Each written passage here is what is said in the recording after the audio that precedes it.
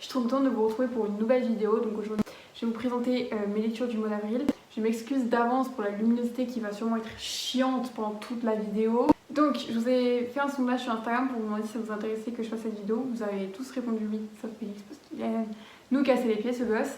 Donc c'était plaisir que je fasse cette vidéo. Passons à la suite de la vidéo. Genre vraiment on n'a pas besoin de faire une intro de 3 minutes. Ah si. N'hésitez pas à liker. Ok, je vais pas faire ça pendant toutes mes vidéos. N'hésitez pas à liker, à commenter, à vous abonner à cette chaîne. Merci. Ça fait plaisir. Oh mais je suis gênante. J'ai commencé ce mois par Et puis quoi encore de Marina Zapata et franchement, c'est un de mes livres préférés. Genre c'est une romance. Déjà, je vous dis les tropes. Cohabitation forcée, Enemies to Lovers. En gros, c'est une meuf qui va travailler pour un sportif de haut niveau pendant genre 2 ans et il va toujours la traiter comme une merde. À un moment, elle dit j'en peux plus, tu me casses les couilles, je pars, tu te débrouilles sans moi. Et lui, quand il se retrouve tout seul, il se rend compte d'à quel point elle était utile et il va revenir, il va être là, please reviens et tout. Et là, genre, no way, dégage. Et en fait, à un moment, il va lui demander de l'épouser parce qu'il a besoin de papier pour rester sur le territoire américain.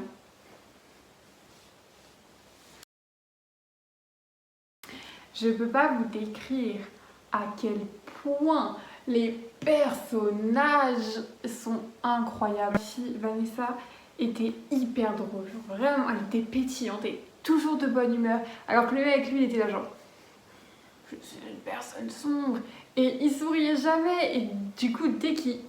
Vous voyez ce genre de livre où dès que le personnage fait un petit sourire et tout, toi t'es là, souris. Genre vraiment les émotions, j'étais comme ça. Genre pendant toute ma lecture, je souriais comme une débile. Oh, non franchement je vous reconseille, je vous conseille à 1000%. Genre vraiment c'était incroyable, c'est un énorme coup de cœur. Et genre comment commencer un mois plus en beauté que de lire Et puis quoi encore de Mariana Zapata. Genre sur le BookTok américain, on en parle beaucoup de Wall of Winnipeg, alors que en France, j'en ai jamais entendu parler. Pourquoi? C'est incroyable, lisez-le. Genre, lisez-le, vraiment. Il s'envoie des pics. La répartie. L'auteur, elle a vraiment pris le temps de développer l'histoire et tout parce que le livre est assez long, mais c'est tellement addictif que tu lis d'une traite. Genre vraiment, tu ne peux pas faire de pause. Alors que moi, je suis la reine des pauses toutes les 25 pages parce que je peux pas me concentrer plus de 25 pages. Mais alors là, prochain livre. Ah mais je l'ai en papier en plus, ce bâtard. Je l'ai payé. Attendez, je vais le chercher. J'ai vraiment dépensé mon argent là-dedans. Heureusement que je l'ai eu à 7 € et pas à 17. Je suis désolée, mais ceux qui ont aimé, je ne vous comprends pas. Genre, ça, c'était un des pires livres que j'ai jamais lu. Peut-être pas à ce point, mais c'était... Oh, je me suis forcée, hein. Je vous jure que si j'avais pas eu Instagram et que je faisais pas des stories dessus, je l'aurais abandonné. Ah oui, attendez, disclaimer, c'est que mon avis, hein, si vous avez aimé, je suis contente pour vous parce que ça fait un livre de plus à aimer. Déjà, il faut savoir que Christina Lauren, je ne sais pas, j'ai toujours eu du mal avec la plume. Genre, soit ça passe, soit ça casse. La saga Beautiful Bastard, j'ai pas aimé. Genre, vraiment, je trouvais ça dérangeant, etc.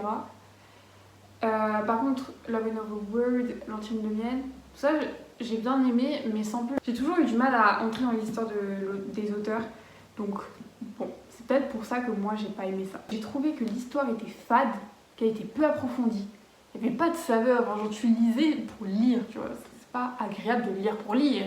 Alors que le résumé est incroyable, genre vraiment l'histoire avait tellement de potentiel inexploité selon moi. Et la fille, mais je me disais mais c'est pas sain. Elle est complètement obsédée par le type. Genre, vis pour toi. Tu ne vis pas pour les autres. Enfin, dans la limite des choses raisonnables, mais genre, faut penser à soi un peu. Genre, faut pas t'oublier à ce point-là, parce que là, c'est... Ah ouais, et 30 pages avant la fin, la meuf est là. Mais en fait, pourquoi je ne vis pas pour moi? Je suis une personne incroyable, je mérite d'être aimée et tout. Bah oui, chérie. Non mais au moins elle l'a eu son déclic, hein. Au moins elle l'a eu. Voilà. J'ai eu l'impression que leur relation se limitait quasiment qu'à du sexe. Genre vraiment. On aurait dit que... Ah non, mais je vais pas citer le livre, mais il y a un passage qui m'a clairement choquée. Il a dit, tu veux vraiment abandonner alors que on va si bien ensemble au lit? Pardon. Ok, c'est cool pour toi, hein. Mais genre, il y a d'autres choses. Genre, tu peux parler du fait que ce soit une personne incroyable, qu'elle ait tout fait pour toi et tout, et toi tu dis ça, ça me consterne. Genre vraiment, si t'es une enfant ou une adolescente qui a jamais lu de romance, ou enfin qui découvre la vie, tu lui inculques ça, c'est ça que vous voulez inculquer aux jeunes? Je suis désolée, mais si j'avais commencé la lecture avec ça, et je me serais dit, mais c'est comme ça que ça se passe, c'est normal? Mais non, mais c'est pas normal! Enfin, après, c'est que mon avis encore une fois, hein, mais... Je suis en train de m'énerver, j'aime pas ce livre. Et j'ai trouvé qu'ils passaient leur vie à se créer des problèmes là où il n'y en avait pas. Genre vraiment communiquer 2 secondes, c'est réglé, hein. Il n'y a pas besoin de faire 100 pages de problèmes là-dessus. Genre vraiment pas. Je crois que vous avez compris que j'ai pas aimé. Genre j'ai mis 1,5 sur 5 parce qu'il y avait quand même un univers autour de la musique sympathique. Il y avait des passages qui m'ont fait rire. Voilà. Puis c'est quand même un travail d'écrire un bouquin, hein, donc... Mais franchement, perdez pas votre argent avec ça. Enfin, vous pouvez, hein, faites votre vie. Mais bon, c'est pas moi qui vous l'aurais recommandé, quoi. On va passer sur un livre beaucoup mieux, London and Shade. Donc ça, c'est le tome 2, je l'ai un petit peu annoté. C'est un peu dur de décrire ce livre, parce qu'il est incroyable. Un peu moins bien que le tome 1, mais quand même incroyable, genre vraiment. C'est incroyable. Je sais pas comment vous décrire ça. C'est génial. Et lisez-le. Enfin, lisez le tome 1, c'est plus pratique. Oh, je suis drôle, c'est affolant. Affolant. Non, mais vraiment, Brittany Security, c'est une auteure incroyable. J'aurais fait ressentir tout ce que ressentent les personnages, t'es la joie. Le nombre de fois où j'ai pleuré parce que je vivais exactement ce que vivaient les personnages. Genre, c'était un délire. Et par contre, il y aura une dépression, tout ça, quoi. C'est pas la joie dans sa tête. Et l'univers du cinéma dans ce livre est incroyable. Je vais refaire ma pub. Sur Instagram, j'ai fait un esthétique de ce livre. Si vous voulez aller le voir, pour peut-être vous donner envie de le lire et tout, allez-y. Et abonnez-vous au passage. Et likez toutes mes photos au passage. Et mes réels. En fait, ce mois, soit j'avais un coup de cœur incroyable, soit c'était nul à chier. Oh merde. Non, je suis désolée, Liloy. Tu étais d'accord avec moi. On est d'accord. Dans mon collège, en 3e, avec une professeure, on a le droit de passer à l'oral et de présenter des livres. Et une fille de ma classe a présenté Funplay. Mais elle l'avait lu en 6e. Vous voyez. Et je suis d'accord avec le fait que ce n'est plus de mon âge. Ça aurait été mon âge quand j'étais en CM1. J'ai commencé la lecture tôt, enfin la lecture de romance tôt. Maintenant, c'est plus ce qui me plaît. J'ai passé le cap de lire des romances niaises. Voilà. Les romances au lycée, genre vraiment sur les campus, j'adore, mais pas quand c'est au ciné et tout. Moi, je me dénigre pas le travail d'auteur, c'est vraiment... En plus, elle l'a écrit, elle avait 14 ans. C'est vraiment un truc de dingue, genre bravo d'avoir réussi à écrire un livre comme ça à 14 ans. Genre, c'est incroyable. Mais après, je trouve que ça se ressentait dans l'écriture, genre ça se voyait, c'était quelqu'un qui avait 14-15 ans. Après, ça pouvait donner, vu que c'est une meuf qui avait le même âge que son personnage, psychologie, tout. Enfin, elle avait pas vraiment le même âge, mais enfin, vous voyez, ça se rapproche, donc elle ressent plus que. Enfin, elle pouvait mieux décrire ce que ressentaient les personnages de cet âge-là, mais bon. Not my. C'est pas mon style, quoi. Ah oui, et j'ai eu du mal à passer outre le côté malsain du truc, parce qu'en fait, l'histoire, c'est une fille qui reçoit un message et en fait, c'est un mec qui veut s'amuser et il texte des meufs, une à la fois, hein, déjà, une à la fois, au moins ça. Lui, il sait qui est la personne et la personne doit deviner qui il est pour gagner le jeu. Et du coup, il parle, mais la fille ne sait pas qui c'est, genre à tout moment, c'est un pervers et tout. Enfin, je trouve ça un peu malsain et tout. Après, je comprends le principe, mais ce n'est pas pas ce que j'apprécie dans la vie. L'auteur axait énormément le livre sur la relation et oubliait tout ce qu'il y avait autour. J'aurais aimé voir plus de moments au lycée. Genre la meuf était jamais au lycée, elle était souvent dans son lit en train d'écrire des messages. Genre moi je voulais voir un peu sa vie à côté, parce que genre une relation ça se limite pas qu'à la relation presque. Enfin sinon c'est pas sain les gars. Et même en ayant eu autant de moments sur la relation, j'ai l'impression de ne pas les connaître. Genre yes. Bon, bah du coup, je suis désolée, j'ai pas accroché. Ensuite, j'ai lu Les et Miel de Rupicor. J'ai trouvé ça très sympathique. Moi qui n'aime pas trop les recueils de poèmes et la poésie, comme j'ai dit dans ma vidéo précédente, bah ça, franchement, la plume de Rupicor, c'est simple, c'est accessible à tout le monde. Donc même ceux qui n'aiment pas trop la poésie comme moi, bah, vous pouvez lire sans problème. En plus, c'est très rapide à lire, genre vous voyez, il n'y a pas beaucoup de pages. Donc franchement, non, moi je recommande. Après, je me suis pas reconnue dans tous les poèmes, mais c'est normal. J'ai surtout aimé la dernière partie qui était Guérir. Si vous avez vu ma vidéo précédente, je l'ai déjà dit, tout ce que je suis en train de dire là, mais franchement c'était très sympa et je mettrai une note de 4 sur 5. 4 sur 5 c'est vraiment bien. Donc, j'ai lu L'Orée Olympus. Ça c'est très sympa, mais il y a des petits passages qui m'ont dérangé, notamment sur la vision de la femme. En même temps, c'est de la mythologie. Enfin, ça reprend le mythe d'Hadès et Perséphone, ça le revisite.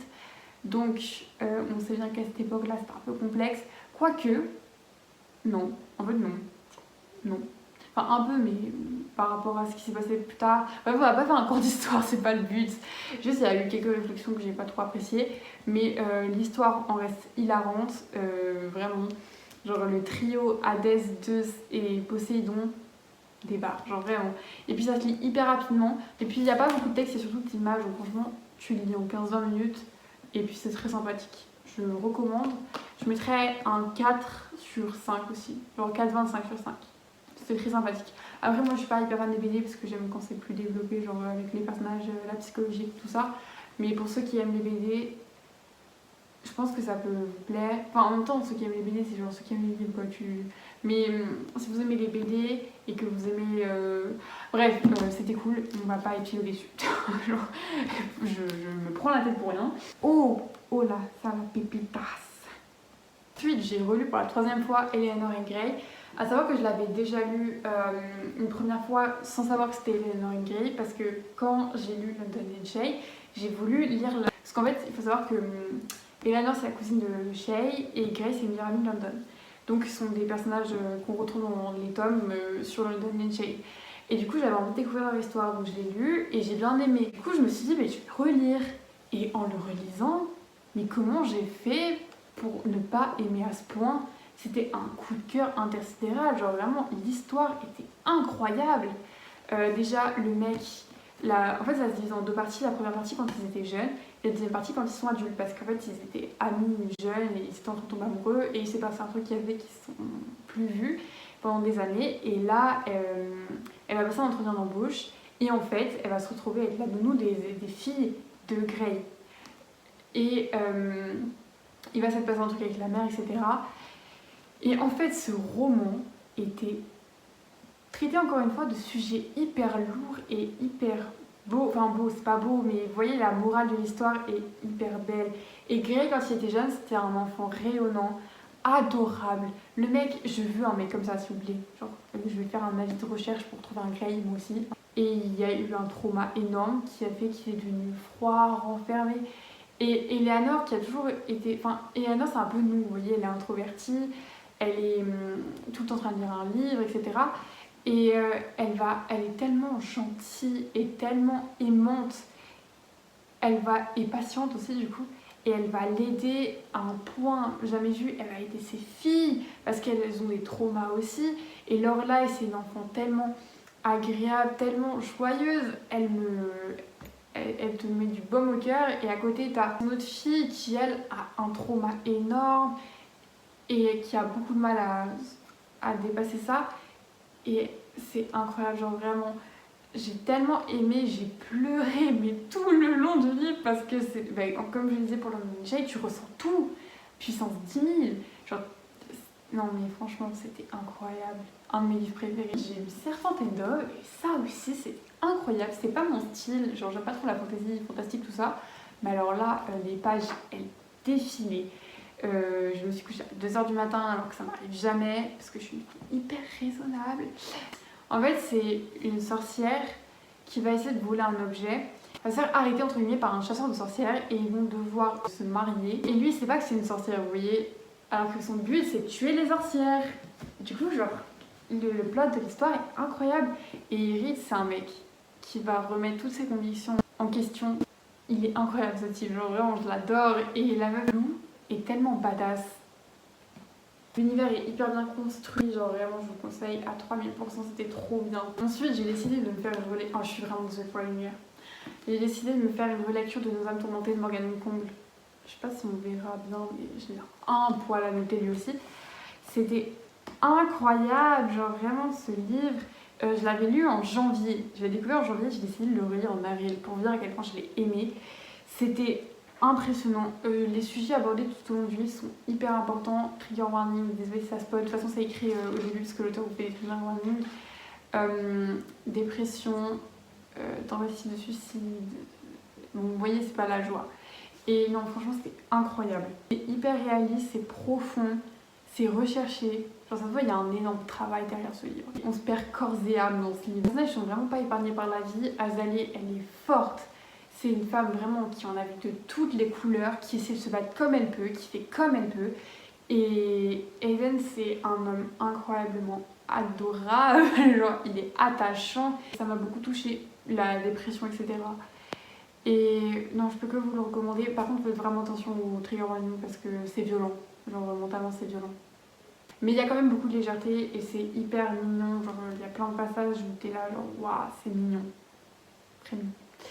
Et tu rigoles aussi, ils sont drôles, ils s'échangent des pics toutes les 5 secondes. Ensuite, j'ai lu Assoiffé de Tracy Wolff. C'était sympathique. Donc encore une fois, je ne laisse pas trop mon style de base, mais j'ai voulu essayer. C'est un peu comme Twilight et tout. Au début, je me suis dit, mais qu'est-ce que je suis en train de lire, vraiment. C'est une fille qui va mourir et elle va devoir déménager en Alaska pour aller dans l'internat de son oncle.